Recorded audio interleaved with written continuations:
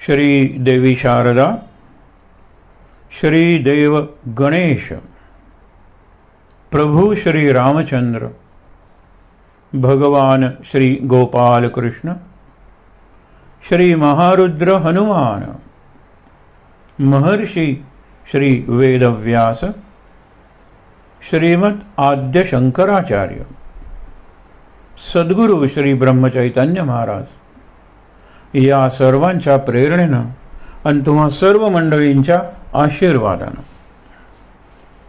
आज तिसरा दिवस आहे, शनिवार, आणि तिथी आहे फाल्गुन शुद्ध चतुर्दशी. आता काही वेळाने पौर्णिमा सुरू होईल. ही संयुक्त तिथी, मी आपण ज्याला म्हणू शकतो चतुर्दशी युक्त पौर्णिमा.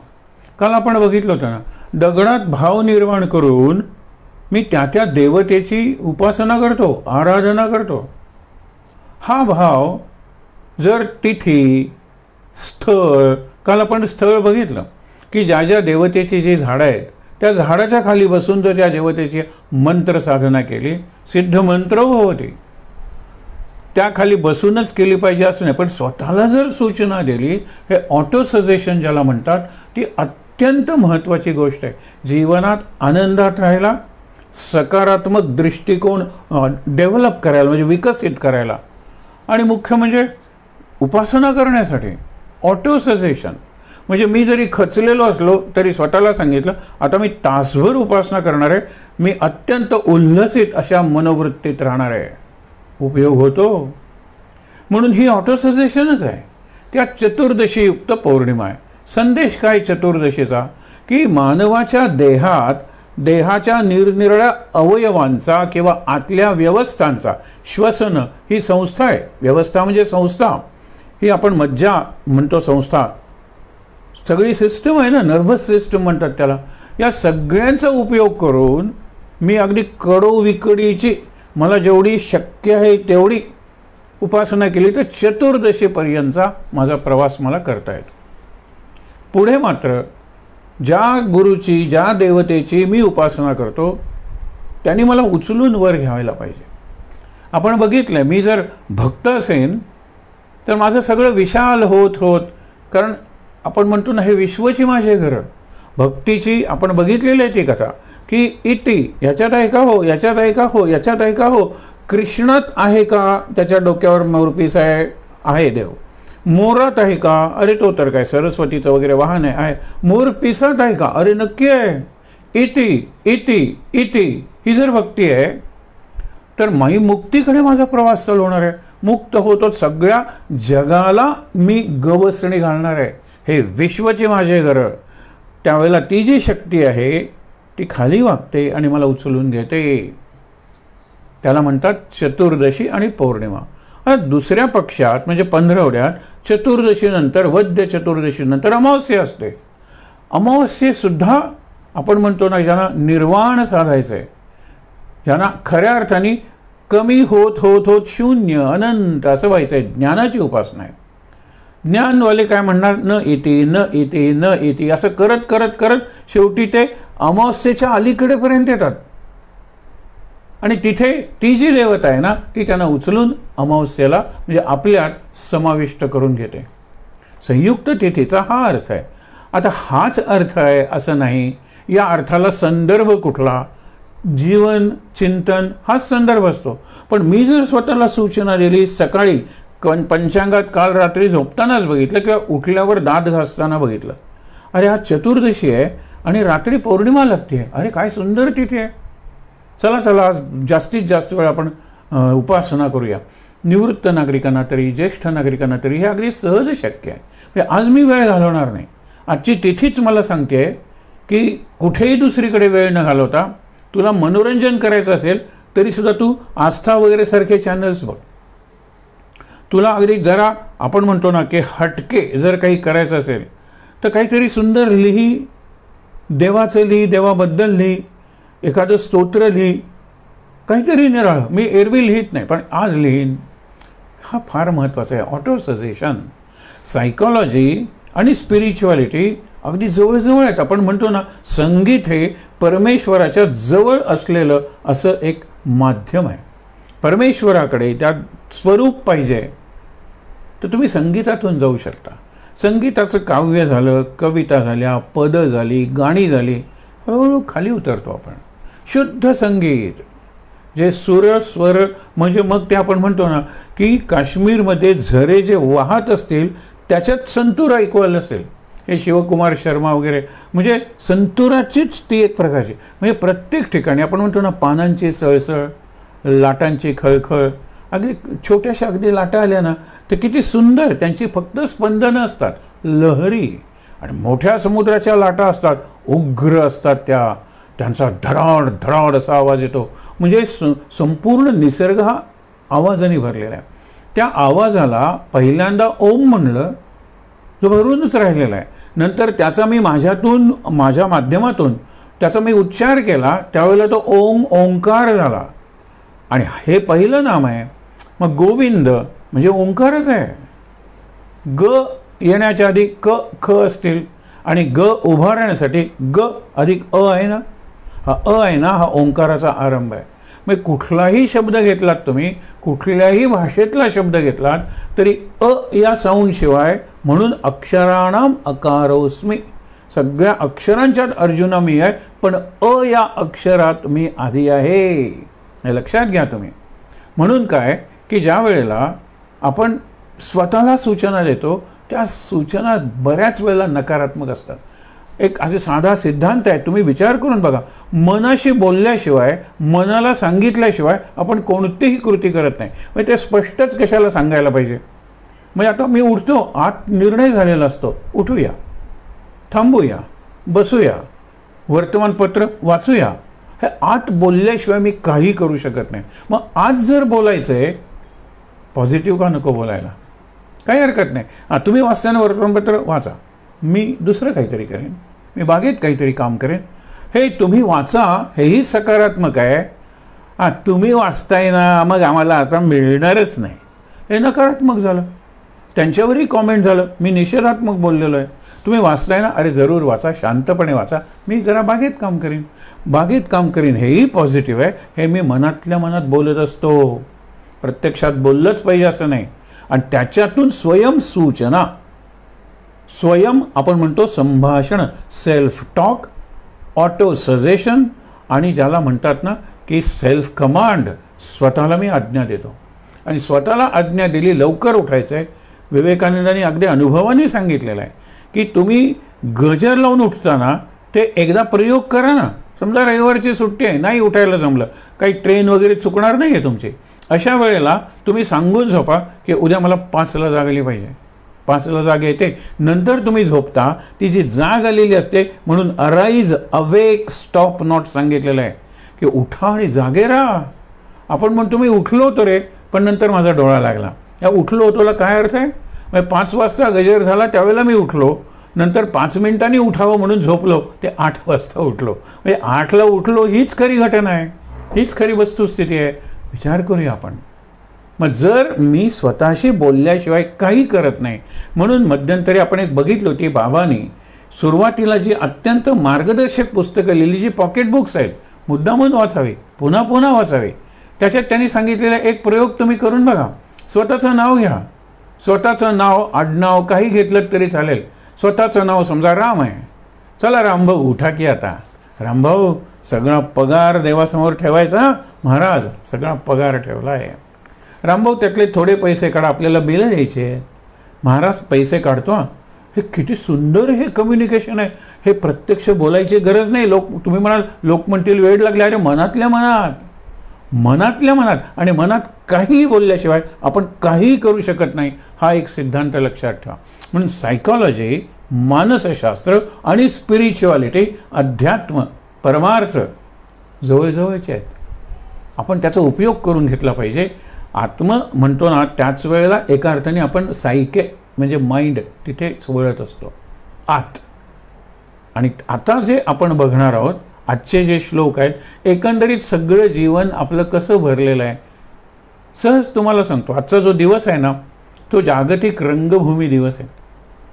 The whole world is a stage, शेक्सपियरचं वाक्य आहे. And we are all actors, characters, performers. Producer कोणीतरी निराळा आहे, डायरेक्टर कोणीतरी निराळा आहे, स्क्रिप्ट रायटर कोणीतरी निराळा आहे. म्हणजे असं करायचं तसं करायचं कोणीतरी सांगतो, त्याला डायरेक्टर म्हणतात. आणि हे बोलायचं ते बोलायचं, स्क्रिप्ट रायटर म्हणजे डायलॉग्स. आत्ता हे मी बोलतोय ना, अगदी खरं सांगायचं झालं ना तर हे माझे शब्द नाही आहेत. ज्या वेळेला पहिल्यांदा एडिसननी आपला आवाज रेकॉर्ड केला त्यावेळेला त्याला एकदम काही सुचलं नाही. मेरी हॅड अ लिटल लॅम्प, ती कविता आठवली. आपल्याला सुद्धा काय आठवणार आहे एकदम, की शुभं करोति कल्याणम किंवा जनगण मन किंवा सुख करता दुःख करता, याखेरीज आपल्याला एकदम काहीतरी म्हणल्यानंतर आपल्याला काही एकदम राग रागिण्या आलापी वगैरे असलेली गाणी सुचणार नाही आहेत. सिनेमातली गाणी जीवनातली अभ्यासला सुचणार नाही. आणि कविता सुद्धा म्हणली तर आई तुझे थोर उपकार किंवा देवा तुझा प्रकाश किती, ही लहानपणच्या ज्या गाणी आहेत तीच आपल्याला आठवतील. कारण का ती अगदी आत गेलेली आहेत, खोल गेलेली आहेत. आपल्या एकंदर स्मृतिकोशात एवढी ती एकरूप झालेली आहेत की देवा तुझे किती सुंदर सुंदर प्रकाश देव देतो, चंद्र पहा उगवे, हे त्या एकेका पिढीची गाणी असतात. आता सध्याच्या पिढीला टिकाऊ गाणीच नाही आहेत. 2 महिन्यापूर्वीचं गाणं त्यांनाच म्हणायला सांगितलं तर पहिला मुखडा म्हणतात आणि नंतर काही आठवतच नाही. आपल्याला गाणीच्या गाणी लक्षात असायची. हे मी का सांगतोय लक्षात घ्या की हा सगळा जो विषय आहे तो जीवनाच्या बद्दलच सांगतायत ना. तुम्ही आजारी पडता, तुम्ही म्हातारे होता, तुम्ही पैसे मिळवण्याचं थांबतं तुमचं, तुम्हाला मानच उरत नाही कुठे. तुम्ही you are at the mercy of others in the family or outside. तुम्ही त्यांच्या ॲट द मर्सी म्हणजे काय, तुम्ही त्यांच्यावर पूर्णपणे अगतिक असता, अवलंबून असता. अशा वेळेला तुम्हाला कोणी विचारत नाही. हे आत्ता मी तुम्हाला सांगतोय ना. आज तर आपण एक बघणार आहोत श्लोक, तो किती चांगला आहे. त्यांनी एक सांगितलेलं की तलाव तुम्ही कोणाला म्हणता, पाणी आहे म्हणून. उष्णतेनं सगळं पाणी जर अटलं तर तुम्ही त्याला काय म्हणणार आहात, खड्डा. शेवटी अशी खड्ड्यासारखी आपली अवस्था होते. सगळं मिळवलेलं जे धन वगैरे सगळं, आणि पुढे काय होतं की वयाच्या निमित्ताने काम क्रोध वगैरे विकार, कामवासना तुम्ही म्हणा, ती कमी होत जाते. आपल्याला अगतिक हतबल हतवीर्य झाल्यासारखं वाटतं. हे होणारच आहे. आणि म्हणून ते म्हणतात की मला अजून ती स्टेज आलेली नाही आहे, ती अवस्था माझ्या जीवनात आलेली नाही आहे. म्हणून तुम्ही काय करता, एक सहज काही वर्षांपूर्वी, तुम्हाला तरुण पिढीला आठवणारही नाही पण त्यातली 3-4 गाणी लक्षात आली सहज. जगाच्या पाठीवर नावाचा चित्रपट होता. जगाच्या पाठीवर म्हणजे सगळीकडे की हो, जगाची पाठ म्हणजे अक्रॉस द वर्ल्ड. शंकराचार्य तेच सांगतात. मी मानवजातीचं तुम्हाला सांगतोय. आपण अगदी पहिल्या दिवशी बघितलं होतं की आफ्रिकेत राहणाऱ्या त्या ब्लॅक काळ्या लोकांपासून ते तिकडे उत्तर ध्रुवाकडे एस्किमोपर्यंत सगळ्यांचं जीवन असं आहे. त्यांचे पैसे निराळे असतील, त्यांच्या सौंदर्याच्या कल्पना निराळ्या असतील, पण काळाच्या ओघात त्या क्षीण होत जातात. हळूहळू इतक्या क्षीण होतात आणि शेवटी मृत्यू. सगळं त्याच्यात आलेलं आहे. तर त्या जगाच्या पाठीवर मधली 3-4 गाणी खूप चांगली होती. म्हणजे ती कल्पना अशी आहे की तो पेटी आहे वाला, तो पेटी गाणी म्हणतो कधी कधी, त्यांनी तिलाही म्हणायला शिकवली. ती नृत्य करते आणि लोक जमतात आणि लोक नंतर पैसे देतात. यांना भिकारी म्हणता येणार नाही, याचक एक वेळ म्हणूया, कारण ते याचना प्रत्यक्ष करत नाही, काहीतरी परफॉर्म करतायत आणि तुम्ही त्यांना उत्स्फूर्तपणे देताय. तर नाच नाचुनी अतिमी दमले थकले रे नंदलाला, हे त्याच्यातलं एक गाणं आहे की मी थकले आता, किती नाचू किती नाचू. आणि शेवटी तिला जे रिअलाइज होतं ना तेच या अशी मध्यवर्ती कल्पना आहे भजगोविंदमची, ते नंतर बघूया. त्याची सुद्धा काही गाणी आहेत. तो आपल्याला हेच तत्वज्ञान सांगतो की एक धागा सुखाचा 100 धागे दुःखाचे. जर तारी हे जर तर हे जरतारी वस्त्र आहे. जरतारी म्हणजे काय, जरीचं वस्त्र नाही आहे. जर तारी हे वस्त्र मानवा तुझी या आयुष्याचे. मग 3 नाटकांचं तुझं आयुष्य आहे. तोच श्लोक आपण आता बघणार आहोत. बालस्तावती, नंतर तरुण झाल्यानंतर, काल स्पर्श केलाय त्याला आपण, पण लक्षात ठेवा की 3 अंकांचं नाटक आहे हे संपूर्ण जीवन. म्हणजे जग हे बंदीशाला, हे दुसरं गाणं आहे. एक धागा सुखाचा 100 धागे दुःखाचे, हे आपल्या जीवनाचा अनुभव आहे. तरी आपण गोविंदाचं नाम का घेत नाही. दुःखी होताना आपण म्हणतो ना की सुख किती आहे कणभर, दुःख मणभर. सुख पाहता जवा, जव किंवा राई म्हणजे मोहरी एवढं, पण दुःख पर्वता एवढे. हे सगळ्या काळातले अनुभव आहेत ना. शंकराचार्य अगदी 8व्या शतकात झाले का इसवी सन शतकापूर्वी झाले, 2 मत आहेत, पण काही शतकांपूर्वी सुद्धा हाच अनुभव आहे की हाच अनुभव आहे. आज काय आजची परिस्थिती जरा जास्त स्वार्थी झाली असेल, जरा जास्त संकुचित झाली असेल, जास्त पैसे आणि जास्त साधनं मिळाल्यामुळे फार लवकर आपण एका अर्थाने म्हातारे होत असो. म्हणजे अति उपभोगाने अति चंगळ आपण ज्याला म्हणतो ना, अतिरेक सगळ्याच गोष्टींचा, आपल्याला त्या गोष्टी लवकर लवकर नकोशा होत असतील. म्हणून रसिकतेने आपण एखाद्या गोष्टीचा आस्वाद घेण्याचा आपला जो स्पॅन ऑफ टाईम आहे तो अगदीच कमी झाला आहे. कारण लगेच दुसरं जाहिरातच सांगत असते की हे वापरलं, आता हे वापरून बघा, हा साबण बघा, ही पेस्ट बघा, हे एकंदर कॉस्मेटिक तुम्ही प्रॉडक्ट बघा, बदलत असतात. म्हणजे पूर्वी काय होत होतं की चला बालगंधर्व ऐकूया त्यांची गाणी, मग काय त्यांचे रात्र सुद्धा गाणं चालायचं. ही रसिकता आता गेली. आता वन्स मोर आपण म्हणतो ना, ती कुठले तरी आपल्या फालतू गोष्टी असतील त्याला एक काहीतरी चांगलं आहे वन्स मोर म्हणून, हे गेलं. रसिकता जी आहे ना ती एवढी तात्कालिक, एवढी क्षणिक झालेली आहे. याचा विचार करा. जीवन किती सुंदर आहे, अरे मानव जन्म धन्य करणार आहे, हे सुद्धा हे इथे सांगतात. म्हणून तो ज्या वेळेला सांगतो जग हे बंदिशाला, त्यावेळेला तो म्हणतो उंबरातले किडे मकोडे उंबरी करीती लीला. ही सगळीच गाणी अभ्यास करण्यासारखी आहेत.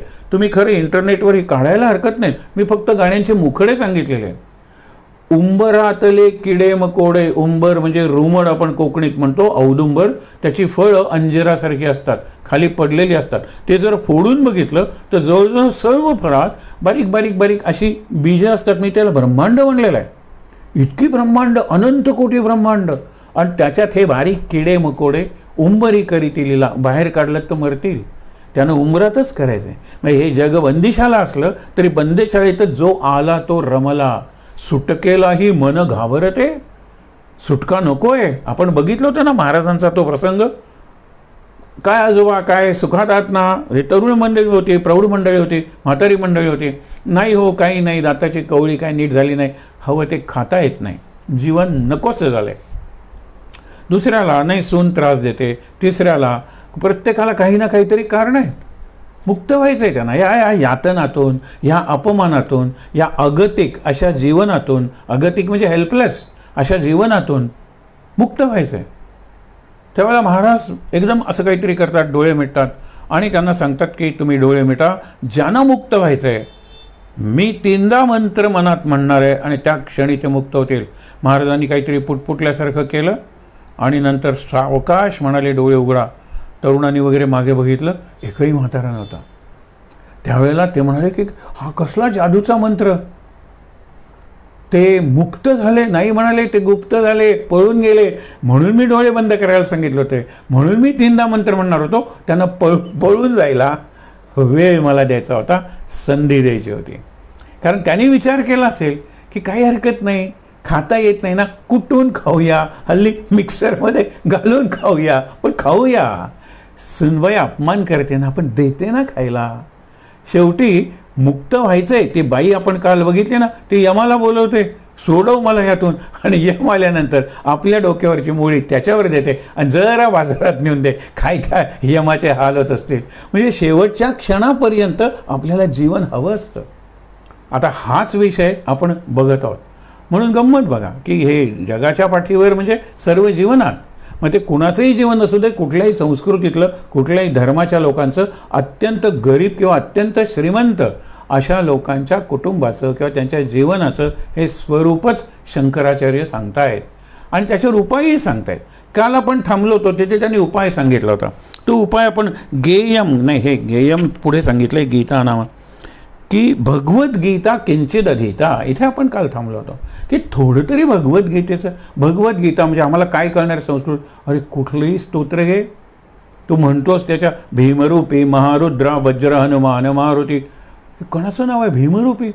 हनुमंताला भीम का म्हणलेलं आहे? वज्र हनुमान का म्हणलेलं आहे? हनुमान नाव का आलेलं आहे? त्याला मारुती का म्हणलेलं आहे? आपल्याला प्रश्नच पडत नाही. मारुती म्हणलेलं आहे मरुताचा पुत्र आहे, वज्र हनुकरण, इंद्राने वज्र फेकून मारले, हनुवटीला लागले आणि तरीही तो गेलेला नाही. उलट सगळ्या देवानी वर देऊन त्याला की माझ्या अस्त्रापासून तुला भय नाही आहे. म्हणून तो अग्नी सांगतो अग्नीपासून भय नाही, वरुण सांगतो पाण्यापासून भय नाही. ऑल प्रूफ ज्याला म्हणतात ना तसा तो हनुमान झालेला आहे. वज्र अंग बजरंग. हा चिंतन केल्याशिवाय कसं कळणार आहे. एक तरुण महाराजांच्याकडे जातो, मागे आपण बघितलंय, महाराज तुम्ही सांगितलेलं सगळं केलं, अगदी खरं तुम्ही सांगितलं लग्न कर, मी लग्नही केलं, जेवण तर करतोच, आंघोळ तर करतोच, काम तर करतोच, चिंतन कर म्हणतात ते मात्र कळत. चिंतन करू म्हणजे काय. चिंता करतोस ना, हो करतोस ना, त्यालाच चिंतन म्हणायचं. ह्या चिंता आणि चिंतन याच्यातलं क्रियापद एकच आहे की रे. पण चिंता ह्या नकारात्मक आहेत आणि चिंतन हे दोन्ही प्रकारचं असू शकतं. ज्यावेळेला तू चिंता करतोस ते नकारात्मक चिंतनच आहे. त्यातून बाहेर कसं पडायचं यांनी मार्ग सांगितला आहे. म्हणून हे सकारात्मक आहे. भगवद्गीता किंचित अधीता. स्वाध्याय भगवद्गीतेतला एखादा श्लोक घेतला, पुढच्या ह्याच्यात येणारे तो श्लोक बघूया ना. आपल्याला पाठ आहे तो श्लोक, अनन्याश्चिंतयन्तो माम. हा गोविंद सांगतोय, हा भगवान सांगतोय, माझं अनन्य मनानं अनन्य भावानं एकाग्रतेनं चिंतन कर. आणि काय पर्युपासते ये जना पर्युपासते. त्याने सांगितलेलं आहे समरच्या, हा शब्द पुढे येणार आहे. परि उपासते. परी म्हणजे सर्व बाजूने. आपण परिसर, परीघ, परीक्षा हे शब्द वापरतो ना, त्याच्यात परी, परी म्हणजे सर्व बाजूने. मग परी उपासते, सर्व बाजूने उपासना. म्हणजे काय, देवघरात असताना उपासना, बरोबर, घर स्वच्छ करताना उपासनाच आहे, बागेत काम करताना उपासनाच आहे, बाजारहाट करताना उपासनाच आहे, ऑफिसमधलं काम उपासनाच आहे. म्हणून तया सर्वात्मका ईश्वरा, सगळ्यांच्या आतमध्ये ईश्वर आहे. आता याची शक्ती कुठे आत आहे. ती यंत्रणा ज्या विजेवर चालते, विद्युत, इलेक्ट्रिसिटी, ती आणखीन आत आहे. विचार करा. तया सर्वात्मका ईश्वरा. शेवटी प्रार्थना केली, आता विश्वात्मके देवे. हे कळल्याशिवाय गोविंदाचा अर्थच कळणार नाही हो. तया सर्वात्मका ईश्वरा स्वकर्म कुसुमांची वीरा. हे वीर अर्जुना, तो सगळ्यांच्या आत असलेला देव आहे ना, त्याची पूजा तू कशी करणार आहे. मूर्तीला तू फुलं वाशील, पण त्या मूर्तीच्या आत जो खरा देव आहे, देवत्व आहे, अमूर्त अव्यक्त असे जे दिव्यत्व आहे, त्याला फूल कसं वाहणार आहेस. स्वकर्म कुसुमांची वीरा पूजा केली होय अपारा तोषा लागे. काय लक्षात ठेवा, अपार आनंद होतो त्याला. ही तुम्ही फुलं वगैरे नेता, गणपतीला तांबडी, शंकराला पांढरी, हनुमंताला रुई वगैरे हे म्हणताना त्यांना आनंद होतो. पण अपार तोष म्हणजे अपरिमित, असीम, अमेय आपण म्हणतो तसा त्यांना आनंद होतो. स्वकर्म कुसुमांची वीरा. म्हणून स्वे स्वे कर्मण्य वीरता सौसिद्धिम लभते नरा. आणि जे काम करताय ना त्याच्यातच गोविंद होता ना. प्रतीती रसाचा ओतीला भाव म्हणलंय. तुम्हाला अनुभव जर आला तर तोच एक रस आहे. आणि तो रस तुम्ही कामाचे जे निरनिराळे साचे आहेत ना, स्वयंपाक, त्याच्यात तो रस ओतलात, अरे स्वयंपाक किती सुंदर होईल, कमी कष्टात, न रागवता आणि मनात हरीचं चिंतन करत. हेच ती शेवटी म्हणते जगाच्या पाठीवर मधली, नाच नाचून याती मी दमले, जग हे बंदिशाला, एक धागा सुखाचा, 100 धागे दुःखाचे. पण शेवटी काय म्हणते, नाही खर्चिली कवडी दमडी, नाही वेचिला दाम, बाई मी विकत घेतला श्याम. हा तो गोविंद. ती खूप गाणं सुंदर आहे. आणि त्याच्यात आश्चर्य वाटतं की एकही कवडी खर्च न करता, दमडी न देता श्यामला विकत घेतलं, कृष्णाला विकत घेतलं. आणि नंतर ती सांगते, जन्मभरीच्या श्वासा इतुके मोजियले हरिनाम. नाम जपा श्वासोच्छ्वास. हेच पुढे शंकराचार्य सांगणार आहेत. पण गीतेतला कुठला श्लोक घेता, हा घ्या, कुठलाही घ्या. तस्मात सर्वेषु कालेषु माम अनुस्मर. गोविंद गोविंद बस. आणि काय, हा श्लोक घ्या तुम्ही, किंचित लिहिता, जास्तही करू नका गीतेचा अभ्यास. म्हणून एक तरी ओवी अनुभवावी. नामा म्हणे ग्रंथ श्रेष्ठ ज्ञानदेवी. सुंदर नाव आहे ज्ञानदेवी. एक तरी ओवी अनुभवावी. 9000 पेक्षा जास्त ओव्या आहेत. एक ओवी कुठलीही निवडा जी तुम्हाला आवडते ती. तुम्हाला आवडतं तो संत ज्ञानेश्वरी वाचतात, गीता वाचतात, त्यांना गीतेतला आवडता श्लोक असतो, त्यांना ज्ञानेश्वरीतली आवडती उभी असते. अरे आवडता मनाचा श्लोक विचारा, ज्यांनी दास समर्थांच्या वाङ्मयाचा अभ्यास केलेला आहे, तो तुम्हाला सांगेल. कितीतरी म्हणा पावना भावना राघवाची, किती सुंदर आहे. पावना भावना राघवाची, पावना भावना म्हणजे पवित्र भावना, आणि राघवाची सोडून कुठलीही पवित्र भावना नाही आहे. ह्याच पुढच्या सगळ्या कडव्यांचा विषय आहे की गोविंद इतकं पवित्र काही नाही आहे, गोविंद इतकं मधुर काही नाही आहे, गोविंद इतकं अमर किंवा अमृत दुसरं काही नाही आहे. आणि तुम्ही गोविंदाची मूर्ती घ्या, कुठे सांगितलेलं आहे. आपण महिने राम रतन धन पायो, आणि दिलंय कोणी? गुरुजींनी दिलेलं आहे. म्हणजे तिला गुरुनी दिलेला मंत्र राम रतन धन, पण गुरुनी जाताना मूर्ती दिली ती कृष्णाची दिली आहे. म्हणून राम रतन धन हे माझं राम नाम हे धन आहे, पण कृष्णाची मूर्ती दिलं म्हणजे कृष्ण हा माझ्या जीवनाचा ध्यास बनला. मग कृष्ण म्हणता म्हणता कृष्ण नामच झालं, आणि राम आणि कृष्ण, राम आणि श्याम म्हणजे काही फरक नाही आहे, अशाही प्रकारचा तिचा अनुभव आहे. आपण विचार करूया ना की ज्या वेळेला ते म्हणतात भगवद्गीता किंचिदरिता, म्हणून तेषां नित्याभियुक्तानां ये जना पर्युपासते, सगळेजण जे परी उपासना, जाईल तिथे उपासना, स्वकर्म कुसुमांची वीरा. आत्ता सांगितलं स्वे स्वे कर्मण्य भेरतः संसिद्धिम लभते नरा. सगळ्यात उत्कृष्ट उदाहरण ज्ञानेश्वराच्या काळात सर्व जाती जमातीत झालेले संत. म्हणजे ती जनी नामयाची दासी असेल तर सखुई गृहिणी आहे, आणि त्याला बऱ्यापैकी त्रास होतो घरी, तिच्यासाठी पांडुरंग घरी गेलेला आहे तिच्या. असे किती सांगू तुम्हाला. आणि मग हा माळी आहे, तो शिंपी आहे, तो न्हावी आहे, तो सोनार आहे, ही कितीदा उदाहरणं आपण बघितलेली आहे. स्वे स्वे कर्मण्य भिरता स्वकर्मणा तमभ्यर्च सिद्धिम विंदती मानवा. स्वकर्मणा तमभ्यर्च, अभ्यर्च म्हणजे समर्चा. आता आपण वाचणार आहोत तो श्लोक. तुम्ही काय करा, स्वतःच्या कर्माने त्याची उपासना करा, कर्म सोडून करू नका. आलो असतो रे, पण काय माझा प्रदोष सोडायचा होता. हा कसला मोठा दोष आहे हो, त्याला पाहिजे होता, तुझी अत्यंत मदत पाहिजे होती, आई ॲडमिट करायची होती, तिला हे 10-15 त्याला डिसिजन्स घ्यायचे होते. आलो असतो रे, पण माझी प्रदोष आहे, आज माझी संकष्टी आहे, संध्याकाळी तरी मी येऊ शकणार नाही. अरे संध्याकाळीच मला तुझी गरज आहे. देव परीक्षा पाहत असतो आपली. म्हणजे माणूस आणि माणुसकी याच्यापेक्षा कुठला दगडातला देव मोठा आहे सांगा बरं. दगडातला देव हा मी निर्माण केलेला आहे. मग काल आपण बघितलं ना की दगडात जर मला देव दिसतो तर पशुपक्षात, आणि पशुपक्षात दिसतो तर मानवात का नाही. आपण मानवाची आकृती करून ज्या वेळेला त्याची पूजा करतो त्याला आपण सद्गुरू म्हणतो, पण सामान्य मानवात का नाही दिसत. सद्गुरूने तर पुढे रथ्या येणार आहे की अरे रस्त्यातल्या चिंध्या एकत्र करून गोधडी विणलेली आहे. साईबाबांचं कसं वस्त्र होतं सांगा बरं. हे बाकीचे लंगोटीधारी होते, कुठली वस्त्र घालत होते विचार करा ना तुम्ही.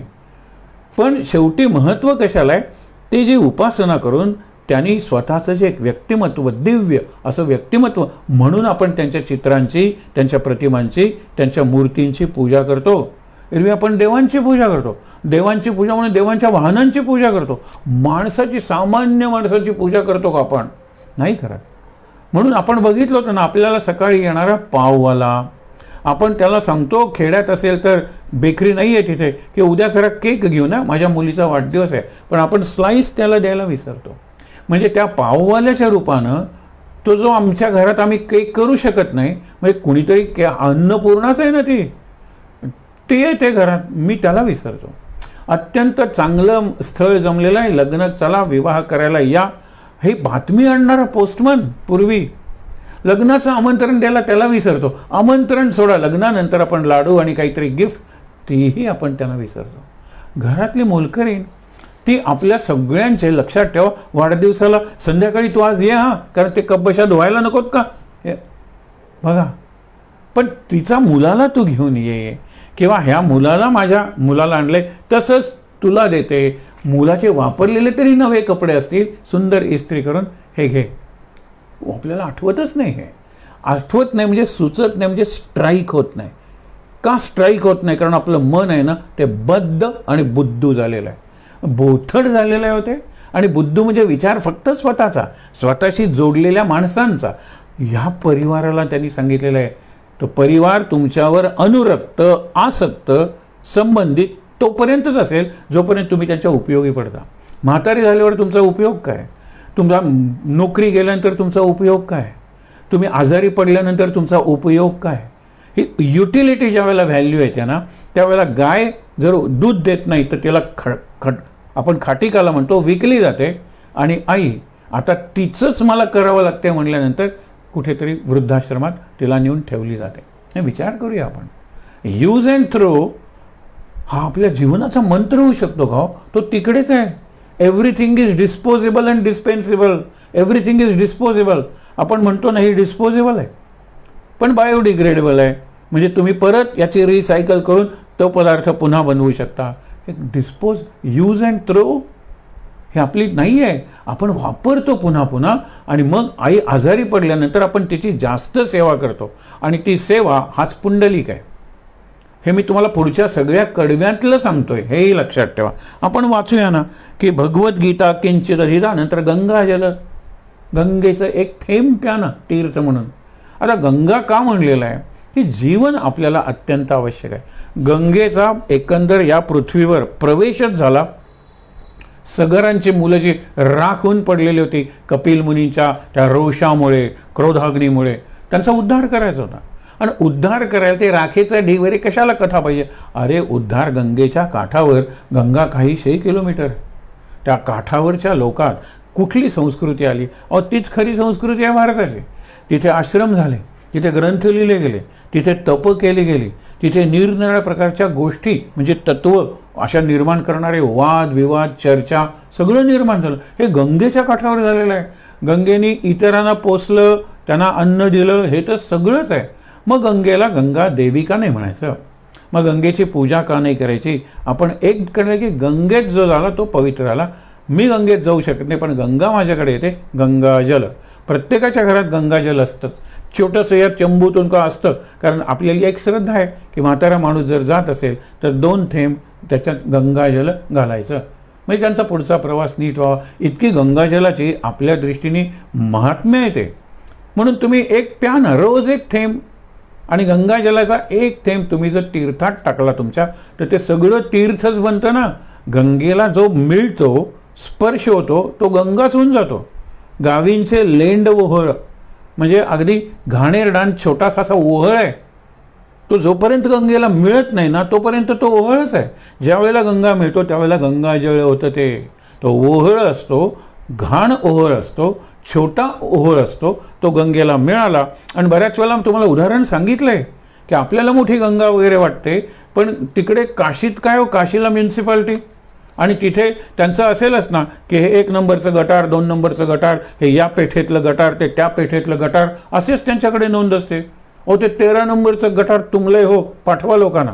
आता हे 13 नंबरचं गटार आहे, त्याच्यात सगळं घाण पाणी, सांड पाणी ते सगळं जाणार आहे. पण काहीतरी पाल आलेलं आहे, तुंबलेलं आहे. म्हणजे गंगा इथून वाहते हे इथे तुंबलेलं आहे. आता ते गटारच आहे. गटार गंगा म्हणतो ना, ती गटार गंगा आहे. आणि ज्या वेळेला हा तुंबा पानं त्या म्युन्सिपाल्टीचे माणसं काढून टाकतात त्यावेळी त्याला मिळाल्यानंतर आता कुठे गटार हो, आता ती गंगाच झाली. विचार करूया आपण. तुम्ही फक्त चिकटून राहा गोविंदाला. आणि गोविंदाला चिकटून राहण्याचा सगळ्यात सोपा मार्ग नामस्मरण आहे. म्हणून भज गोविंदम, भज गोविंदम. गोविंदाचे भजन कर, पूजा कर, त्याच्यापेक्षा गोविंदाचं नाम घे, गोविंदाचं ध्यान कर, गोविंदाची मानस उपासना कर. म्हणजे जिथे तू जाशील तिथे गोविंद येईल तुझा. आणि तो गोविंद म्हणजे आनंद. गोविंद म्हणजे नंदनवन. हे लक्षात ठेवा. कृष्णाचं लहानपणचं जीवन गोकुळातलं, वृंदावनातलं आनंद निर्माण करणार होतं. पण एरवी गोविंद म्हणजेच आनंद आहे. किंवा आपण काल गोविंदाचे निरनिराळे परवा दिवशी अर्थ बघितले. इथे विचार करूया. म्हणून पुढे काय सांगितलेलं आहे, सकृदपियस्य मुरारी समर्चा. जे मी तुम्हाला आत्ता सांगत होतो पर्युपास होते. मुरारी, मुर नावाच्या राक्षसाला मारलेला कोणी? कृष्णाने मारला. मी गोविंद. देवासारखी शक्ती असलेला तो गोविंद म्हणजे भगवान आहे. त्याची ती अवस्था योगारूढ अवस्था आहे. म्हणून त्याला योगेश्वर कृष्ण म्हणलेला आहे गीतेच्या शेवटी. आपण जर विचार केला तर समर्चा म्हणजे सम्यक अर्चा. चांगली तुम्ही उपासना करा. चांगली म्हणजे षोडशोपचार, 32 उपचार, 64 उपचार नाही. उपचारांची पूजा चांगली नाही असं नाही आहे. पण ती कशी आहे? व्यक्त पूजा आहे. आपण म्हणतो ढोबळ पूजा आहे, बाहेरची पूजा आहे किंवा मूर्त पूजा आहे. मूर्त अमूर्त पूजा जी आहे मनातली. म्हणजे ज्यावेळेला मी एखादं ध्यानमंत्र म्हणतो, ध्याये दा जानुबाहुम धृतशर धनुषम बद्ध पद्मासनस्तम, माझ्यासमोर राम उभा राहायला नको का? की ज्याने हे पिवळी वस्त्र घातलेली आहेत, हे आहेत आणि तो बसलेला आहे आणि जटाजूट त्याचा मुकुट आहे, हे ध्यान, ह्याला ध्यानमंत्र म्हणतात. हे मनात उभंच राहायला पाहिजे. आणि हे जर उभं राहिलं ना तर तुम्ही जाल तिकडे तुमचा गोविंद आहे. म्हणून मुरारी समरच्या तस्य यम, त्याची यम चर्चा करत नाही. यम म्हणतो त्याच्याकडे बघू नका, वेळ येईल त्यावेळेला तो मरेल. आपल्याला त्याच्याकडे जाऊन त्याला मारणं हे अवघड आहे. काल आपण उदाहरणं बघितली होती की जो सतत कामात आहे ना त्याला मरण येतच, पण त्याचं मरण एवढं साधं असतं. कारण यम म्हणतात, यमदूत, की त्याला घाबरवण्यात काही अर्थ नाही. तर्जनम यमदूतानाम, यमदूताना तुम्ही घाबरवा. राम राम इति गर्जनम, गोविंद गोविंद इति गर्जनम, हेच आहे सांगितलेलं. म्हणून पुढे काय सांगितले ते बघा. अंगम गलितम पलितम मुंडम, ही पूर्वी माणसं खूप असायचे. आता अशी नाटकात म्हातारा माणूस जर दाखवायचा असेल तर त्याला चष्मा दाखवतील, थोडासा मेकअप वगैरे करतील. पूर्वी काठी घेऊन असं वाकून चालणं, तीच म्हातारी असायची. आता अशा किती म्हाताऱ्या दिसतात आपल्याला? शहरात तर दिसतच नाहीत. कारण का की आपण काळजी घेतो देहाची, आरोग्याची. बऱ्याच वेळेला व्यायाम करणं, हे करणं आपण लक्ष देतो. आपण खातो ती किंवा विशेषतः घेतो ती औषधं आपल्याला बऱ्यापैकी अपराईट म्हणजे ताठ राहा. पण मनाच्या बाबतीत ती म्हातारी वाकून चालणारी, तिने जीवनातले एवढे उन्हाळे पावसाळे बघितलेले असतात की ती शेजारच्या घरात जरी अडचण आली तरी धावून जाते, काठी घेऊन धावून जाते. आपण ताठ आहोत, आपण 1500 मीटरमध्ये गोल्ड मेडल मिळवलेलं आहे. आपण काही शेजारी धावून जात नाही, आपण ट्रॅकवर धावतो कारण मला मेडल मिळवायचं आहे. आपलं सगळं सेल्फ सेंटर्ड आहे, म्हणजे आत्मकेंद्रीय होतं. पण फक्त देहाच्या दृष्टीने एरवी आत्मकेंद्रीय असणं, देह म्हणजे सेल्फ सेंटर्ड असणं हे महत्त्वाचं आहे. पण कसं आहे ते दिशा निराळी आहे ना. म्हणजे आपण म्हणतो ना की आत्मनस्तु कामाय, मला स्वतःसाठी माझी बायको पाहिजे, मला स्वतःसाठी माझा संसार पाहिजे, मला स्वतःसाठी माझा व्यवसाय पाहिजे. म्हणून ती बायको विचारते की आत्ता मी सुंदर आहे, आपण पुढे येणारच आहे ते, मी जर पुढे काही कारणाने कुरूप झाले तर मी तुम्हाला आवडेन. हा विचार करा. तो विचार करता याचाच अर्थ मी आवडणार नाही आहे तुम्हाला. एकदम का नाही म्हणलं, अगं तुझं रूप आज ना उद्या म्हातारं झालं तर मग तुझं माझं रूप जाणारच आहे. तुझे गुण, ते गुणांउलट जास्त तेज येत जाणार आहे, ते परिपक्व मुरणार आहेत तुझे गुण, माझं तुझ्यावरचं प्रेम वाढणार आहे. हे नाही उत्तर देत आपण. आणि म्हणून काय सांगितलेलं आहे, अंगम गलितम, गळलेलं अंग, पलितम मुंडम, पांढरे केस झालेलं डोकं, दशन विहीनम जातम तुंडम, सगळे दात पडलेले आहेत असं जे तोंड आहे. बघा कसं आहे, वृद्धो याती गृहीत्वा दंडम, दंड. आज सुद्धा असे दंड घेऊन वाकणारे नसतील, पण अनेक म्हातारे वॉकर घेऊन चालत असतात की इथे पडतात, तिथे फ्रॅक्चर झालं, तिकडे होतात, ते झालं, हा ॲक्सिडेंट झाला, हे ऑपरेशन करावं लागलं. म्हणून दंड नसेल तर वॉकर आहे ना आपल्याकडे. आपल्याकडे सुद्धा निरनिराळ्या प्रकारचे आधार घेतल्याशिवाय उभं नाही राहता येत म्हातारपणी, कारणं निरनिराळी असतील. म्हणून काय सांगितलं, गळलेलं अंग आहे, पिकलेल्या केसांचं डोकं आहे, दात नसलेलं तोंड आहे आणि चालताना किंवा उभं राहताना दंडाचा म्हणजे काठीचा आधार घ्यावा लागतो. अशा वेळेला काय, तदपि न मुंचती आशा पिंडम. हा जो पिंड आहे ना, देह, तो गेल्यानंतर मग आपण ते पिंड करतो आणि पिंडाला कावळा शिवला का. एरवी हा पिंड आहे. आपण म्हणतो ना की जे पिंडात आहे ना तेच ब्रह्मांडात आहे. यथा पिंडे, पिंडात जे पिंड म्हणजे देह, पिंड म्हणजे शरीर. आणि ह्या पिंडातून आशा काही सुटत नाही. या पिंडाची, देहाची काय अवस्था झालेली आहे ती बघा. प्रसंग मागे बघितला होता, तुलसीदासांच्या जीवनातला टर्निंग पॉईंट. अत्यंत सुंदर त्यांना पत्नी मिळालेली आहे, रत्नावली नावाची. ती माहेरी गेलेली आहे आणि ह्यांना रात्री तिचा विरह सहन होत नाही. म्हणून आपण बघितलं होतं की अगदी भरलेल्या विहिरीत म्हणजे नदीतून उफाण असं आलेलं आहे पुराचं.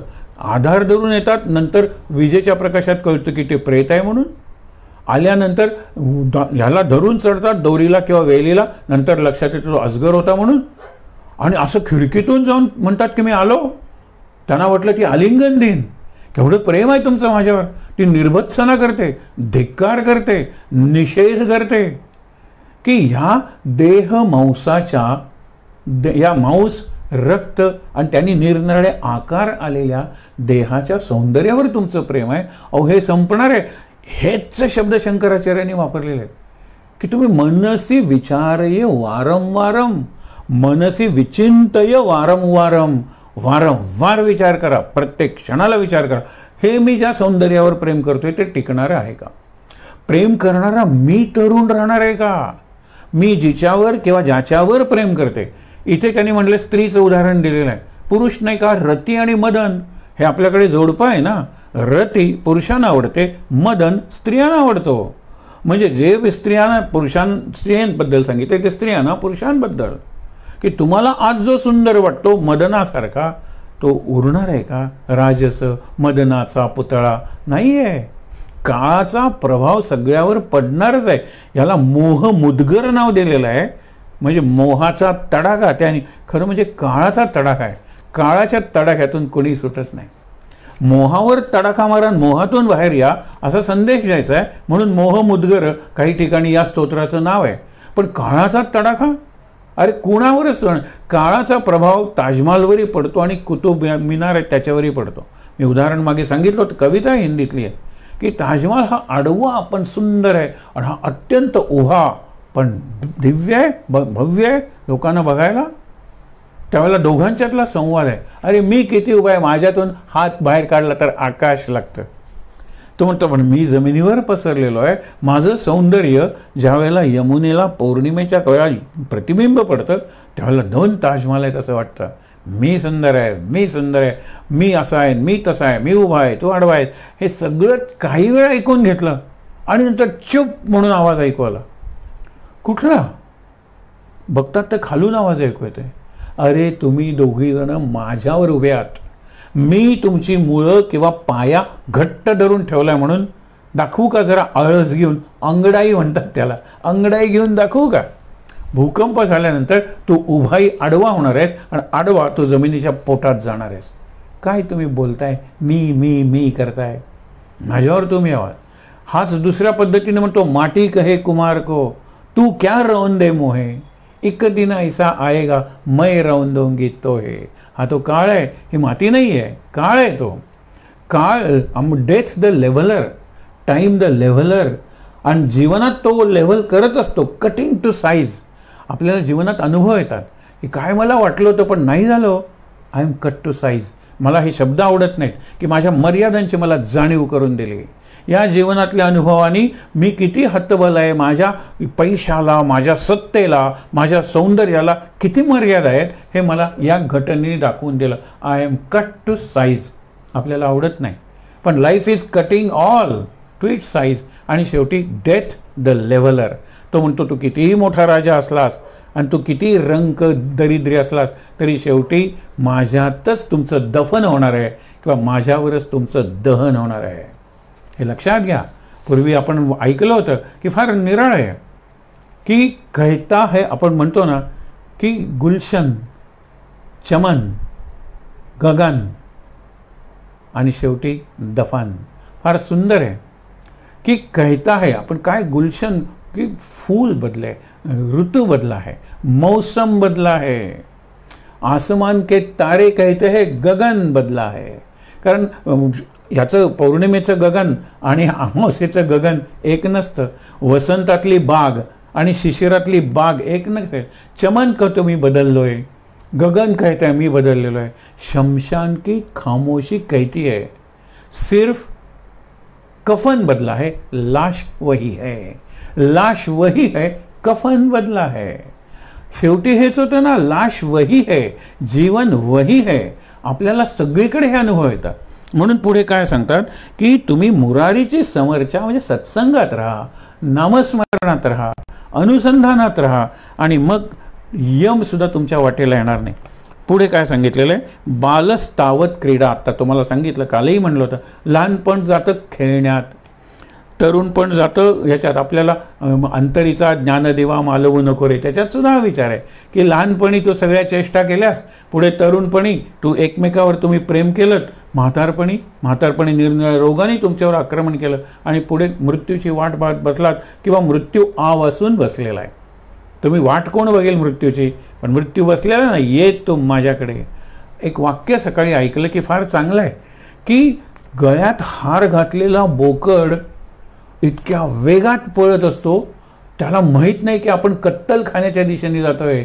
ईदला वगैरे जे बोकड असतात ना, ते आधी आणले जातात, त्यांना खूप खायला घातलं जातं, पोसलं जातं, त्यांना रंगवली जातात शिंग वगैरे, त्यांच्या गळ्यात हार घातला जातो आणि चल तो पळत जातो. त्याला मूर्खाला काय कळतं की आपण मृत्यूकडे जातोय? बोकड आहे तो. आपण बोकड आहोत का? आपल्याला कळायला नको की काल आज लागोपाठ 2 श्लोक आपण आता वाचणार आहोत, त्याच्यात हेच सांगितलेलं आहे. अरे क्षणाक्षणाने आयुष्य पालटते. नुसतं पालटतंय नाही आहे, क्षणाक्षणाने आयुष्य घटतंय. केव्हा सावध होणार आहात? म्हणून सांगितले, बालस्तावत क्रीडासक्ता, त्यावेळेला खेळण्यात गेलं. तरुणस्तावत तरुणी रक्ता, हे रक्त म्हणजे आरक्त, लक्षात ठेवा. एक प्रसंग मागे सांगितला होता की एक अत्यंत चांगले कवी म्हणजे कवयित्रीचे सोपानदेव चौधरी, त्यांच्या बाबतीत हा अनुभव सांगितला जातो की ज्यावेळेला त्यांना कॅन्सर डिटेक्ट झाला, त्यावेळेला त्याने आपल्या डॉक्टर मित्राला विचारलं, अरे कुठला कॅन्सर झालेला आहे? त्यांनी त्याला सांगितलं ल्युकेमिया. ते म्हणाले, अरे माझ्या भाषेत सांग ना मला, हे ल्युकेमिया मला काही कळत नाही आहे. ते म्हणाले रक्ताचा कॅन्सर झाला आहे. त्यांचे 2 उद्गार फार सुंदर आहेत, कॅन्सर नो आन्सर. म्हणजे आता मी तयार राहिलेलो आहे. आयुष्यभर विद्यार्थ्यांनी प्रश्न, प्राध्यापक होते ते, विचारलेल्या प्रश्नांना उत्तर देत राहिलो. आता जीवनानेच असा एक प्रश्न विचारला की उत्तर नाही आहे, पण मी तयार आहे. आणि जर रक्ताचा कॅन्सर असेल तर आता देह सांगतोय, जीवन सांगतोय, काय सांगतोय जीवन? की आता तरी विरक्त हो. रक्तच जर तुझं कमी व्हायला लागलं आहे, पातळ व्हायला लागलेलं आहे, रक्तात जर ते कॅन्सरच्या वाढायला लागलेलं आहे, आता तरी विरक्त हो. किती अनुरक्त राहणार आहे जीवनावर. हे खाल्लं पाहिजे, ते बघितलं पाहिजे. आपल्याला कितीतरी दिसतात, त्यांना आपण म्हणतो काय दिलेर म्हातारा आहे, अभि तो मैं जवान हो. अरे जवान हो, एक फटका असा जीवनात बसतो, त्याचा भीष्माचार्य होतो, आडवा पडतो तो एकदम. आणि काय नाही, गेल्या आठवड्यात मी काय इकडे तिकडे जात होतो वगैरे, पण काय ते घडलं आणि मी असं झालं. काही जण एकदम पॅरलाइज होतात. कारण ज्यावेळेला आपण स्वाईन फ्लू वगैरे म्हणतो, ते काय बाय इन्व्हिटेशन आपण त्यांना बोलवलं आहे. कोविड वगैरे आपण त्यांना बोलवून आणलं नाही, ते अनइन्व्हायटेड येतात, पण ते येतात, याची जाणीव ठेवली पाहिजे. म्हणून सांगितले, वृद्धस्तावत चिंतामग्न, वार्धक्यात चिंता. काल आपण 4-5 जनावरांची नावं बघितली होती आणि सांगितली आपल्या जीवनाची चित्तरकथा आहे की लहानपणी हरणासारखं बागडतो, त्याच्यानंतर बैलासारखं काम करतो, कारण अभ्यास करायचा आहे, डिग्री मिळवायची आहे, नोकरी मिळवायची आहे, भरपूर काहीतरी तेज, बल, सामर्थ्य संपादन करायचं आहे. बैल आहे, वृषभ आपण म्हणतो. त्याच्यानंतर लग्न केल्यानंतर पिशव्या घेऊन, किंवा आता कसलं येतं ते आणा, म्हणजे गाढव होतं ओझं वाहण्याचं. त्याच्या पुढे गेल्यानंतर आता आजोबा तुम्ही जरा घरात थांबा, घर सांभाळा, आम्ही जाऊन येतो. कुत्रा, घर सांभाळणारा. आणि शेवटी तुम्ही खूपच म्हातारे झालेला आहात, मागच्या खोलीत राहा, घरात बाकीचे लोक येत असतात बाहेरून वगैरे. घुबड ही जर मला मी वाचली ही कथा, तर माझ्या जीवनात मी घुबड होई तोपर्यंत वाट बघणार आहे का? म्हणून तो वानप्रस्थाश्रम सांगितलेला आहे की एक मुलं मिळवायला लागलेले आहेत, मुलं स्वतंत्र झालेले आहेत, चला आता आपण जाऊया. म्हणून आपण मागे गमतीनं म्हणलं होतं, परत रिपीट करण्यासारखा प्रसंग आहे, कारण पुढे तेच सांगितलेलं आहे. किंवा पुढचे 2 श्लोक वाचून आपण हे करूया. वृद्धस्तावत चिंतामग्न, परंतु परमे ब्रह्मणी कोपीन लग्न. ब्रह्माशी तू लग्न लावत नाहीस, चिंतन करत नाहीस, साधं ब्रह्म वगैरे कशाला, गोविंदाचं नाम का नाही घेत? गोविंदाला काय नाही, माझ्या मना लागो चंद गोविंद नित्य गोविंद. ऋणुझुणू रे भ्रमरा, सांडी तू अवगुणू रे भ्रमरा. हे अवगुणच सांगितलेत की. आणि शेवटी तो भ्रमर करत येतो, तो आवाज त्याच्या पंखांचा आहे, इकडे धावतो तिकडे धावतो, हे फूल ते फूल. आणि ज्यावेळेला तो फुलावर बसतो आणि मकरंद, तो मिलिंद मकरंद ज्यावेळेला खायला लागतो, त्यावेळेला पंखाचा आवाज थांबतो, त्याची गुणगुण थांबते. मनश्चेन्न लग्नम गुरोरंग्री पद्मे. जोपर्यंत माझ्या मनाचं लग्न गुरुच्या पायाशी लागत नाही, तोपर्यंत ततः किम. आता काय, कुठे जायचं, काय करायचं, पुढे काय, हे चालूच राहणार आहे. माझी वणवण चालू राहणार आहे आणि माझी एका अर्थाने धडपड जीवनातली चालू राहणार आहे. शांत केव्हा होणार आहे? गोविंदाचं नाम घेतलं तर. म्हणून इथे लग्नच शब्द वापरलेला आहे की लग्न म्हणजे संलग्न, गुरुच्या पायाशी संलग्न होण्यासाठी गुरुचं नाम किंवा गुरुनी सांगितलेलं नाम हे अत्यंत महत्त्वाचं आहे. आता हे तुम्ही बघा, पुनरपि जननम पुनरपि, इथे दोन अलंकार आहेत. एक अनुप्रास अलंकार आहे ज्याच्यात साऊंड इज रिपीटेड, आणि दुसरं रिपिटेशन, ॲलिट्रेशन म्हणतात इंग्लिशमध्ये, आणि रिपिटेशन म्हणजे पुनरावर्ते, एक एक शब्द पुन्हा आलेला आहे. इथे पुनरपि शब्द कितीदा आलेला आहे बघा, आणि र साऊंड कितीदा आला आहे बघा. पुनरपि जननम पुनरपि मरणम पुनरपि जनने जठरे शयनम इह संसारे खलु दुस्तारे कृपया पारे पाही मुरारे. र कितीदा आलेला आहे. ऐकायला बरं वाटतं, पाठ करायला बरं वाटतं, दुसऱ्याला सांगायला बरं वाटतं, पण अर्थ आणि भाव तेच तर महत्त्वाचं आहे. शंकराचार्यांनी त्याच्याच सांगितलेलं आहे, पुनरपि जननम पुनरपि मरणम. आपण सांगितलेलं ना आपले कर मर कर, मग करा मरेपर्यंत करा, आणि पुन्हा करत करत मेलायत म्हणून पुन्हा करण्यासाठी परत जन्मायला. पुनरपि जननम पुनरपि जननी जठरे शयनम. आईच्या पोटातलं शयन आहे ना, गर्भवास, त्या गर्भवासाचे दुःख त्या गर्भालाच माहीत असतात. तर बाहेर आल्यानंतर रडतं, अनेक कारणं सांगितलेली आहेत. कारण आईच्या ह्याच्यात मी सुरक्षित तरी होतो. अहो ते गर्भाशयाचा आकार, ते काय पोर काय अगदीच लहान नसतं, पण असं ते बसलेलं असतं, ते फिरत असतं, पण ते लाथा मारत असतं, नाही ते हालचाल करत असतं, त्याला एकदम जोरात आवाज झाला तर ते आत दचकत असतं. या सगळ्याचा अभ्यास केलेला आहे मी. आणखीन तुम्हाला सांगत नाही, पण वेळ मिळाला तर नंतर उद्या सांगेन की पोटात जे मूल आहे ना, त्याची एका अशा निराळ्या संदर्भात फिल्मिंग केलेलं आहे. ती एक 7 मिनिटाची फिल्म आहे. ती फिल्म बघवत नाही. म्हणजे जो टफ असा होता ना अमेरिकेचा राष्ट्रपती सिनेमात काम करणारा, तर त्यांनी रोनाल्ड रीगन नावाचा, त्यालाही ज्या वेळेला दाखवायला तो म्हणतो स्टॉप इट, बघवत नाही मला, ऐकवत नाही मला. अशा प्रकारची गर्भवासाची आहे. निरोधे पचे बहु हिमपुटी होईजे मायपोटी. हिमपुटी म्हणजे अगदी आक्रसून राहतं आईच्या पोटात. निरोधे पचे कोंडिले गर्भवासी. निरोध म्हणजे अगदी आकुंचन, कॉम्प्रेस्ड आहे. पचे म्हणजे टेम्परेचर आहे ना त्याला, त्या टेम्परेचरमध्ये ते सतत असतं, आणि ते फ्लुईड आहे हो. आणि एक लक्षात ठेवा, तो सुद्धा काहीतरी पास करतच असेल ना, मलमूत्र काहीतरी, त्याच्यात आहे सगळं, म्हणून त्याला धुवावं लागतं आधी सगळ्याच बाबतीत. म्हणजे बघा फार वर्णन केलेलं आहे. आणि अधोमुख रे दुःख त्या बालकासे. ते अधोमुख झालं पाहिजे तर डिलिव्हरी नॉर्मल करणं सोपं जाईल. अधोमुख म्हणजे उलटं, खाली डोकं वर पाय, एरवी तो फिरतोय, सगळं तिथे घाणच आहे. ते बघा, त्याला गर्भजल म्हणतात, ॲमनिओटिक फ्लुइड. तिथे ते तसंच आहे सगळं वातावरण. आणि हे कोणी समर्थांनी लिहिलं, त्यांचं कुठे लग्न झालं. पण या गोष्टी लग्न करूनच समजायच्या असतात. एकतर ते त्रिकालदर्शी असतात, आणि हे ऐकलेलं असतं ना त्याने, कल्पना करता येतात ना. निरोधे पचे कोंडिले गर्भवासी अधोमुखरे दुःख त्या बालकासी. हे इथे सांगितलेलं आहे. पुनरपि जननी जठरे शयनम. पुढे झाल्यानंतर आई कुशीत घेते, पण आईच्या जठरात म्हणजे गर्भाशयात असताना फार आनंदात असतं असं नाही. विचार करूया आपण. पुढे इह संसारे खलु दुस्तारे. हा जो संसार आहे ना, तो दुस्तर आहे, म्हणजे तारून जाण्यास, पलीकडे जाण्यास, पार करून जाण्यास अवघड आहे. म्हणून काय, कृपया पारे पाही मुरारे. हा परत मुरारी म्हणजे गोविंद आहे ना, त्याची जर कृपा असेल ना, तर तुम्ही तो तरून जाणार आहात. हे लक्षात घ्या. पुनरपि रजनी पुनरपि दिवसा. हे लक्षात ठेवा. पुनरपि रजनी पुनरपि दिवसा पुनरपि पक्ष पुनरपि मासा पुनरपि अयनम पुनरपि वर्षम तदपि न मुंचती आशा मर्षम. तरीही आशा जात नाही. पुनरपि म्हणजे काय, रात्र येते, त्याच्यानंतर दिवस येतो, त्याच्यानंतर पक्ष म्हणजे 15वडा, त्याच्यानंतर मास म्हणजे महिना, त्याच्यानंतर अयन दक्षिणायन उत्तरायण, त्याच्यानंतर वर्ष, आणि अशी वर्षानुवर्ष.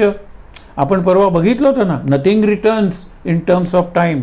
आपण नेहमी म्हणतो many happy returns of the day. कसा तो रेट, माझा पहिला वाढदिवस, माझा 20वा वाढदिवस परत कसा येणार आहे. लग्नाचा पहिल्या वर्षाचे वाढदिवस, अरे काय ग्रँड, परत कसा येणार आहे. Nothing returns in terms of time. काळाच्या ओघात गेलेला क्षण काही केलं तरी परत येणार नाही. कारण तुम्ही काळाच्या गतीनं पुढे मागे होऊच शकत नाही. आत्ताचा काळ आहे ना, तोच तुम्हाला जगता येतो, आणि तिथेच तुम्हाला काहीतरी करता येतं. आणि म्हणून लक्षात घ्या, पुनरपि अयनम पुनरपि तदपि. इतकं सगळं असून सुद्धा तदपि न मुंचती आशा मर्षम. हे कालचक्र आहे ना, ते सतत फिरत आहे. पण मीही फिरतोय त्याच्याबद्दल, पण मी काही शिकतोय का त्याच्यापासून.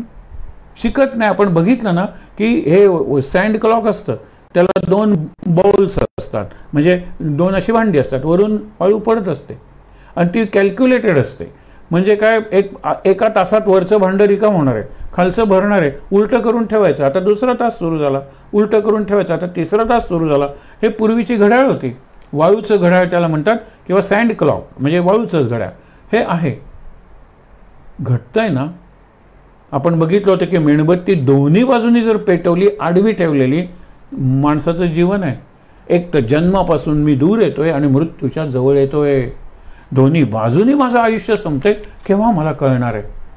आणि म्हणून सांगितलेलं आहे, पुनरपि अयनम पुनरपि वर्षम, परत संपतायत, येत आहेत, संपतायत, येत आहेत, संपतायत, तदपि न मुंचती आशामर्षम.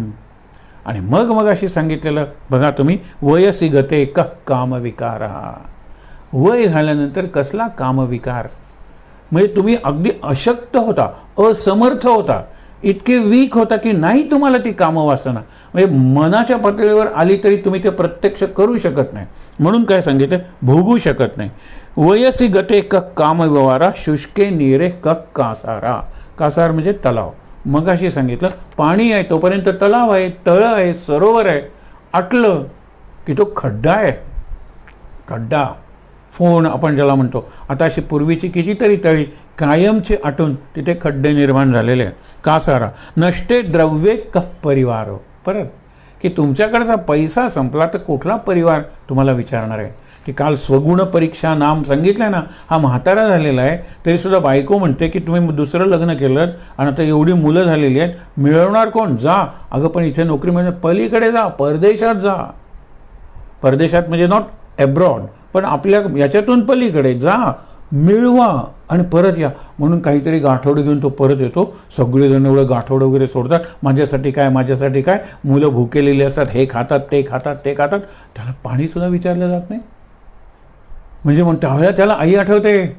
आई असती ना तर काय असेल ते आपण एक तीळ 7 जणात वाटून खाऊ रे, तू दूर जाऊ नकोस, माझ्या डोळ्यासमोर राहा. ते पोटागी वेगळीचं. पोटागी शब्द वापरलेला आहे, पोटगी नाही. पोटगी ती बायको मागते डिव्होर्स नंतर, ही पोटागी आहे. आतून आलेलं प्रेम आहे.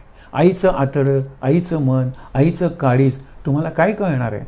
हा जो भाग आहे ना तो आहे, ते आता राहिलेलं नाही. नष्टे द्रव्ये कः परिवारो ज्ञाते तत्वे कः संसारा. म्हणून तुम्हाला जर तत्व कळलं, रूपाऐवजी स्वरूप कळलं, तर हा संसारच उरणार नाही आहे. म्हणजे असून नसल्यासारखा होणार आहे. उरणार नाही म्हणजे नष्ट होणार नाही. संसाराला सम्यक सार म्हणलेलं आहे, संसाराला असार म्हणलेलं नाही आहे. सम्यक सार म्हणजे किती मी रसिकत्वाच्या त्या रसात मी किती बुडेन. नाक आणि तोंड वर ठेवून, नाका तोंडात जर रस गेला, मग तो उसाचा रस असू दे किंवा मोसंब्याचा असू दे, त्या ह्याच्यात मी मरेनच की. पण तेवढं तरी वर ठेवा. रसिकता रसिकता हाय ते सगळे रस नाही आहे. रसिकता म्हणजे आस्वाद घेणारी रसिकता आहे.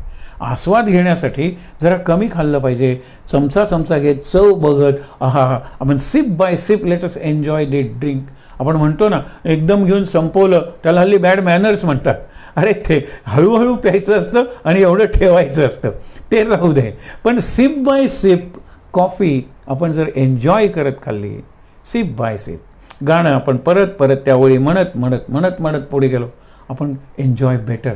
जे त्यांना सांगायचं आहे की आपण थांबणार आहोत तिथे. वयसी गते कः कामविकार. वय संपल्यानंतर कुठल्या कामना. शुष्के नीरे, पाणी संपल्यानंतर कः कासारा, तलाव कुठे तिथे. नष्टे द्रव्ये कः परिवारो. पण बरं आता कुठला परिवार तुम्हाला मान देणार आहे. पण इथे तुम्हाला संसार असून नसल्यासारखं करायचं आहे. तर ज्ञाते तत्वे, तत्वज्ञान म्हणजे स्वरूप. तत्व काय आहे या सगळ्याचं आपण बघितलेलं आहे की काय आहे. जे दिसतं तसं नसतं त्याला मिथ्या म्हणलेलं आहे. जे अनित्य आहे, कॉन्स्टंटली चेंजिंग, त्याला अनित्य म्हणलेलं आहे. आणि ते कधीही सत्य असणार नाही.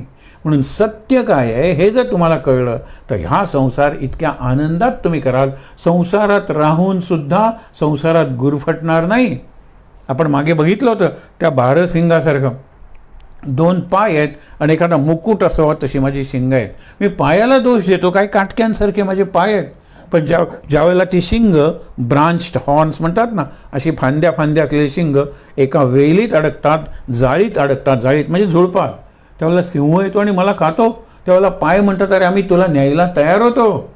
म्हणजे शेवटी ब्युटीच करणार आहेत का? युटिलिटीला किंमत नाही का? युटिलिटीच करणार आहेत का? आईचा उपयोग संपला, टाका वृद्धाश्रमात, एवढंच करणार आहोत का? तर नाही. ड्युटी. आणि ड्युटी काय? माझी प्रपंचातली ड्युटी आहे ॲज अ फादर, आपण म्हणतो ना वडील म्हणून, पती म्हणून माझी प्रत्येक ठिकाणी ड्युटी, कर्तव्य आहे. पण शेवटी माझी स्वतःसाठी काही ड्युटी आहे की नाही? आत्मकर्तव्य, आत्मभान, त्याला सांगितले ज्ञाते तत्वे का संसारा. संसार आहे ना, माया आहे. तत्व कळलं तुम्हाला आणि ते गोविंद नाम घेताना आपोआप तुम्हाला कळेल. म्हणून तत्वज्ञान शब्द अवघड वाटेल, तत्व सुद्धा अवघड वाटेल. रूप आणि स्वरूप कशावर उभं आहे? ह्या स्त्रीचं सौंदर्य कशावर उभं आहे? आज जे तत्व आहे, आज जे चैतन्य आहे, आज जे तिचे गुण आहेत, आज जे तिचं कॅरेक्टर आहे आत, त्या आतमध्ये बाहेरचा सगळा डोलारा आहे ना, त्याचा पाया आहे, त्याचं अधिष्ठान आहे. ते आतमधलं मी समजायला प्रयत्न केला पाहिजे. ज्ञाते तत्वे का संसारा आहे. त्या ठिकाणी ताठ बसूया, शांतपणे विचार करूया. शंकराचार्यांना जे सांगायचं आहे, जीवनाचं जे चित्र त्यांनी उभं केलेलं आहे ते त्याही वेळेला होतं आणि आजही आहे. अपवाद असतीलच आणि आपण अपवाद बनायचा प्रयत्न करूया. शांत. उद्या तर आणखीन बहारीचे असे श्लोक आहेत. उद्या शेवट असणार आहे या 4 दिवसांच्या प्रवचनमालेचा. शांत. मंत्र म्हणूया, माझ्यानंतर म्हणायचं आहे. श्री कृष्ण गोविंद हरे मुरारे, श्री कृष्ण गोविंद हरे मुरारे, हे नाथ नारायण वासुदेव, हे नाथ नारायण वासुदेव. श्री कृष्ण गोविंद हरे मुरारे, श्री कृष्ण गोविंद हरे मुरारे, हे नाथ नारायण वासुदेव, हे नाथ नारायण वासुदेव. श्री कृष्ण गोविंद हरे मुरारे, श्री कृष्ण गोविंद हरे मुरारे, हे नाथ नारायण वासुदेव, हे नाथ नारायण वासुदेव. श्री कृष्ण गोविंद हरे मुरारे, श्री कृष्ण गोविंद हरे मुरारे, हे नाथ नारायण वासुदेव, हे नाथ नारायण वासुदेव. हे नाथ नारायण वासुदेव, हे नाथ नारायण वासुदेव. हे नाथ नारायण वासुदेव. हे नाथ नारायण वासुदेव.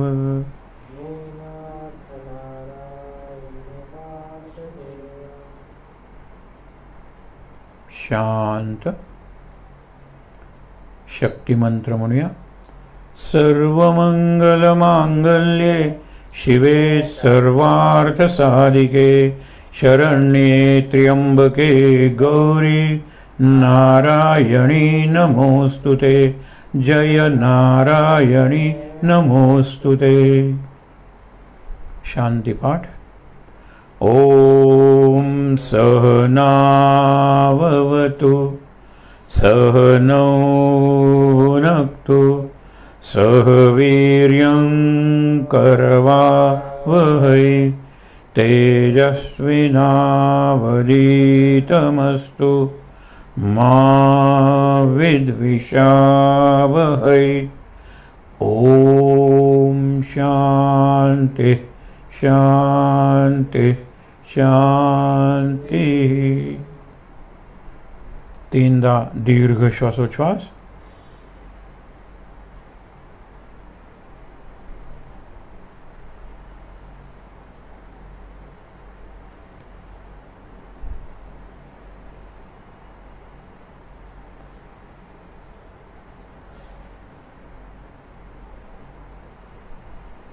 हातावर हात चोळून ते हात चेहऱ्यावर डोळ्यांवर चोळूया.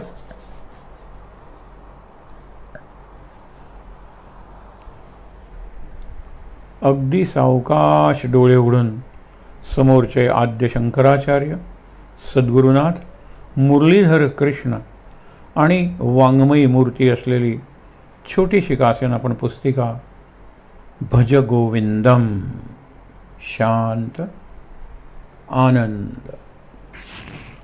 महाराज महाराज महाराज.